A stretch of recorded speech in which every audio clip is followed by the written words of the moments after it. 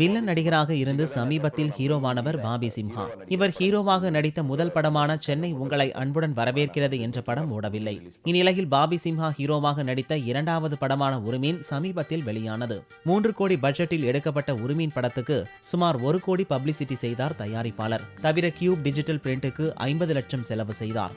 ஆக மொத்த உருமீன் படத்துக்கு 4 கோடியே 50 லட்சம் செலவு செய்தார் தயாரிப்பாளர். கடந்த சில வாரத்துக்கு முன் வெளியிடப்பட்ட உருமீன் படம் தமிழகம் முழுக்க வெறும் 50 லட்சம் மட்டுமே வசூல் செய்துள்ளது.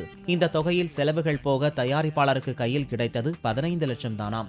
4 கோடியே 50 லட்சம் ரூபாய் செலவு பண்ணி எடுத்த படத்துக்கு வரவு 15 லட்சம் என்ற தகவல் படத்துறையில் பரவியதால் பாபி சிம்ஹா ஹீரோவாக நடித்து விரைவில் வெளியாக உள்ள கோ 2 படத்தின் பிசினஸ் கடுமையாக பாதிக்கப்பட்டுள்ளதாம். பாபி சிம்ஹாவை வைத்து கோ 2 படத்தை பெரிய பட்ஜெட்டில் எடுத்த தயாரிப்பாளர் கவலையில் ஆழ்ந்துள்ளாராம்.